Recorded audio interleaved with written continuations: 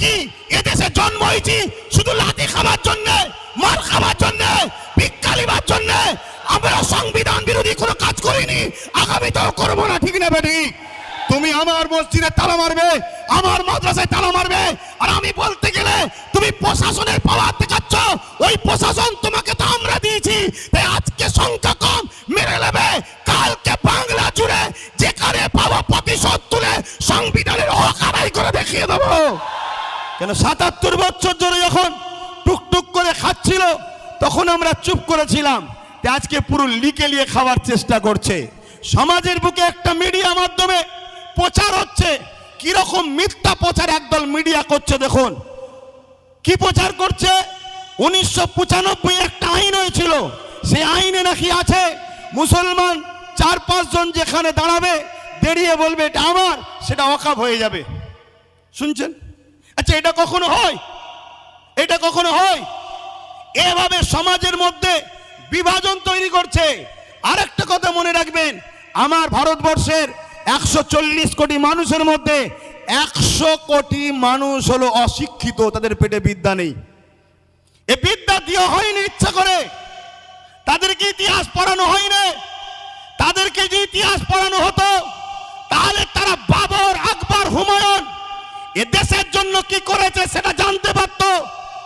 অবশ্যই বাবর, আকবরের সাথে আমার কোনো সম্পর্ক নেই, কেন তারা ছিল রাজনীতির নেতা, আমরা ধর্মগুরুর লাইনের মানুষ। তাই বলে যায় তারা মিথ্যা প্রচার করছে বাবর, আকবর, হুমায়ুন নাকি মন্দির ভেঙে মসজিদ তৈরি করেছে। আরে শিক্ষা অর্জন করুন, জানুন, না জানলে জেনে নিন। যেখানে অন্য কারো সাধারণ জায়গা থাকবে, মন্দির তো অনেক দূরের কথা, সাধারণের একটা জায়গা আছে, ওই জায়গাকে কেউ যদি জোর করে মসজিদ করে ওইখানে নামাজ হবে না। কেন? জোর করে ধর্ম হয় না, জোর করে গুন্ডাগিরি হয়। ধর্ম আর গুন্ডাগিরি দুজনে একে অপরে কখনো এক হতে পারে না। কিন্তু আজকে এইভাবে আমার দেশের একটা সমাজকে ভুল বুঝিয়ে দেশের মানুষের মধ্যে বিভাজন লাগিয়ে দিল। এটাই হলো আজকে কেন্দ্র সরকারের একটা ষড়যন্ত্র। এর বিরুদ্ধে আমাদের সংগ্রাম সোচ্চার হওয়া দরকার আছে না নাই? তাহলে ওয়াকফ বাঁচাবার জন্য লড়াইয়ের দরকার আছে না নাই? হাত তুলে বলুন, লড়াইয়ের দরকার আছে না নাই? একদিকে যেমন ওয়াকফ বাঁচবে, অপরদিকে সংবিধানের ঐতিহ্যটা বাঁচবে। হাত লম্বা করে ধরুন, দরকার আছে না নয়? এই একটা মিটিং করে দিলেই কি হয়ে যাবে? কথা বলেন, একটা মিটিং করে দিলেই হয়ে যাবে? এই বাঁচাবার পন্থা আছে, হাত নামান, বাঁচাবার পন্থা আছে। যেভাবে আমরা আন্দোলন করছি গণতান্ত্রিক প্রক্রিয়ায়, এই আন্দোলনকে আরো বাড়াতে হবে। কি বাড়াতে হবে না? হবে না? এইটা প্রতিটা জায়গায় করে করে আমার ভাই বলছিলেন যে আব্বাস সিদ্দিকী ভাই, অনেকে বলছে যে এত দেরিতে নামলো কেন? না বন্ধু, যখন তুমি কিছু জানতে না ঘুমোচ্ছিলে তখন ওয়াকফ সিগনেচার হয়েছিল, ভোটাভুটি হয়েছিল। সেই সময় কোনো দাদা, কোনো মুফতি মাওলানা কেউ নিজের বাড়ি ক্যাম্প তৈরি করে মানুষের ফরমে সই করায় না, সেটা আব্বাস সিদ্দিকী করেছিল। শুনে রাখো, তাতে ভোটাভুটি সিস্টেমে 50 লক্ষ লোকের স্বাক্ষর চেয়েছিল, সেটা 3.5 কোটির ওপরে লোকের স্বাক্ষর হয়েছিল। সেটা আমি আমার বাড়িতে ক্যাম্প তৈরি করে মানুষকে দাওয়াত দিয়ে খাইয়ে সই করিয়েছিলাম যে ওয়াকফের বিরুদ্ধে সই করো, যে আমরা ওয়াকফ বিল চাই না, আমাদের যেটা আছে সেটাই থাক। বুঝে আসছে? দ্বিতীয় নম্বর কথা শোনো, আজকে এইখানেই শুধু শেষ করে দিলে হবে না, প্রতিটা জায়গায় করে করে, প্রতিটা জায়গায় আন্দোলন করে করে আমাদেরকে পশ্চিম বাংলার রাজধানী কলকাতায় যেতে হবে। প্রয়োজন হলে আমরা ব্রিগেড যাব। আপনারা প্রস্তুত আছেন? হাত তুলে বলেন প্রস্তুত আছেন? প্রস্তুত আছেন? হাত নামান।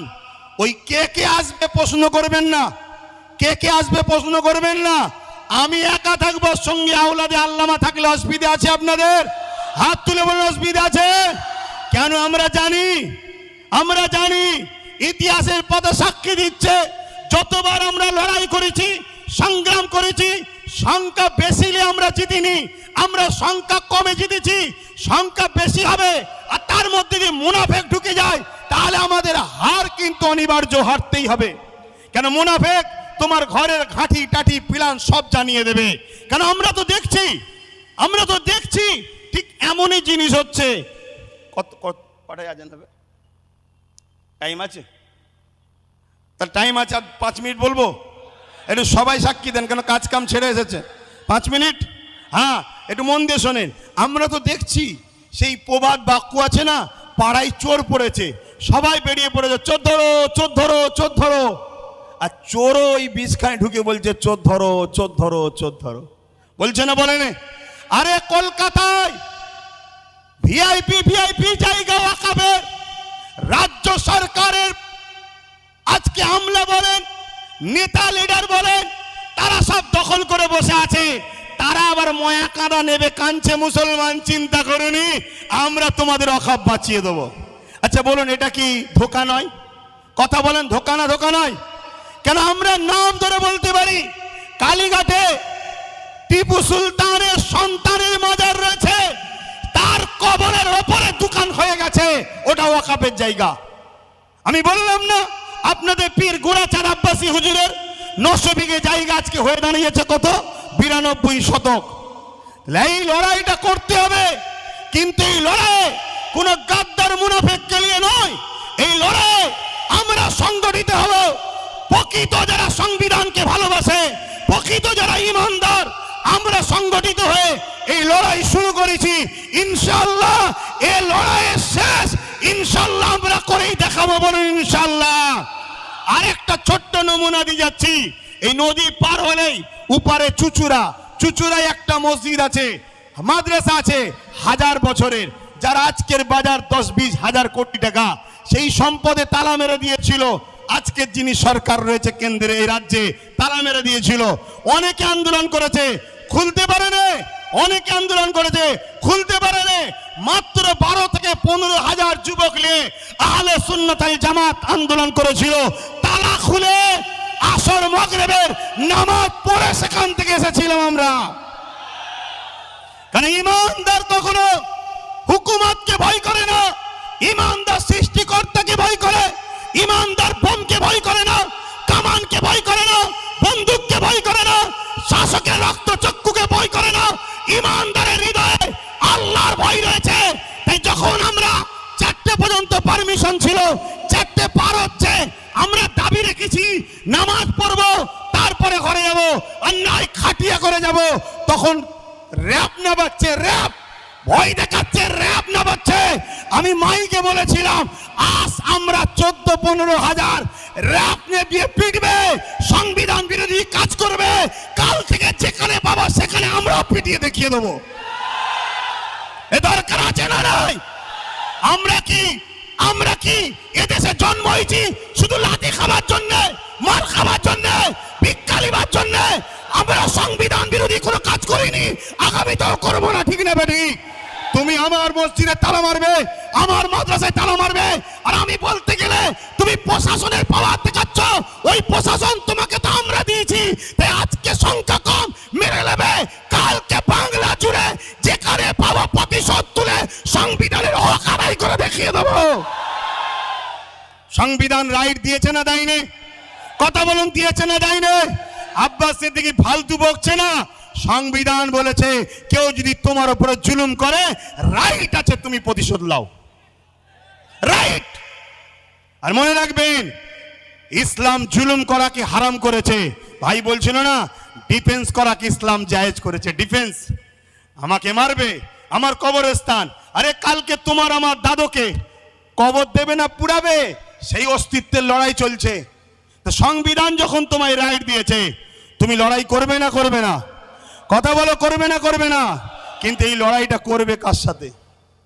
যারা বিগত 77 বছর যারা ওয়াকাফ খেয়েছিল, মসজিদকে লুটেছে, মাদ্রাসাকে লুটেছে, কবরস্থানকে লুটেছে, তাদেরকে পাশে করলে লড়াই করবে নাকি? এ কথা বলো। কারণ এই সমাজে 2 ধরনের ওয়াকাফ নিয়ে লড়াই হচ্ছে। একদল লড়াই করছিস, ভাই তুইও তো ওয়াকাফ খেয়েছিস রে, তুই তো যারা ওয়াকাফ খায় তার সঙ্গে তোকে দেখা গেছে, তুই আজকে চিল্লাচ্ছিস কেন? সে বলছে ভাই বুঝিস না কেন, এ তো ভাগ দিত, মুদি নিলে ভাগ দেবে না, তাই তো লড়াই করতে নেমেছি। মুদি যদি ভাগ দেবে বলে, এ কিসের লড়াই আবার? কথা বুঝছেন না, বোঝেন না? আর আরেক দল লোক লড়াই করছে, আলহামদুলিল্লাহ আল্লাহকে সাক্ষী রেখে বলছি, লড়াই করছি আমার ইমানের অস্তিত্ব, আমার দিনের অস্তিত্ব, আমার সংবিধানের উপরে কেন্দ্র সরকার হাত দিয়েছে, তাই ইমানের দায়িত্বে লড়াই করছি। তো ভাইরা আমার, তাই বলবো লড়াই করতে হবে। তাহলে এই ডাক আগামী দিন ঘুরতে ঘুরতে বাংলার অলিতে গলিতে আমি দেখছি ভাইরা যদি চান, আপনারা যদি চান, আগামী দিন বাংলা রাজধানী ব্রিকেট হবে। রাজি আছেন তো নাকি? রাজি আছেন তো নাকি? হাত নামান। ধোকা দেবেন না তো? ধোকা দেবেন না তো? কেন ধোকা অনেকে দিয়েছিল বলে মন খারাপ করে চুপ করেছিলাম। ভাই অনেক বুঝিয়েছে, দুজন দিয়েছে বলে 500 জনকে আপনি কষ্ট দিচ্ছেন কেন? কথা ঠিকই, কিন্তু যার দিল ভাঙে সে কষ্টটা সে বোঝে। কিন্তু আজ আবার আপনাদের স্বার্থে দেশের স্বার্থে, নিজের অস্তিত্ব, নিজের ধর্মীয় স্বাধীনতার অস্তিত্বের স্বার্থে আমি আবার নেমেছি। ধোকা যেন না হয়।